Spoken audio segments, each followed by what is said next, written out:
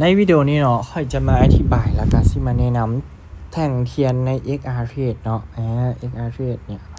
มันมีแท่งเทียนอย่างแดเนาะทุกคนเข้ามาเห็นเนี่ยทุกคนก็จะเห็นเนาะทำอิฐเลยก็จะมีแท่งสีเขียวกับแท่งสีแดงเนาะ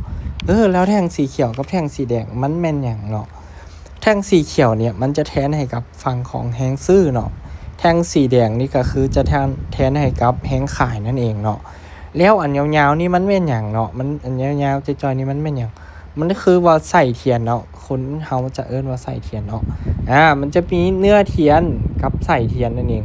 ให้เฮาคิดภาพเนาะเทียนในชีวิตจริงเลยก็ได้เนาะมันจะมีตัวที่มันเป็นไขมันกับตัวที่มันเป็นไส้เทียนเนาะเป็นเส้นที่เฮาเอาไว้จุดไฟนั่นเองซึ่งในนี่เนี่ยมันสามารถบ่งบอกได้หลายอย่างเลยทุกคนเนาะบ่ว่าจะเป็นเนี่ยจุดกับโตของตลาดจุดที่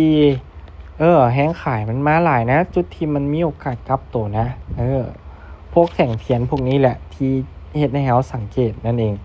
อย่างเส้นตัวนี้เนาะมันเป็นรูปแบบของแท่งเทียนพินบ่านั่นเองพินบ่าเนี่ยก็คือการที่ว่ามีเนื้อน้อยไส้ยาวเนาะแล้วก็เนี่ยลักษณะตัวนี้ที่มันมีแฮงขายเนี่ยพักดันลงมาอันนี้เนาะเราสามารถไปประกอบกับอินดิเคเตอร์เนาะเราสามารถไปประกอบกับอินดิเคเตอร์เพื่อเป็นการตัดสินใจก็ได้เนาะแล้วอีกอันนึงก็คือในทูลของ Trading View เนาะมันจะมีการปรับ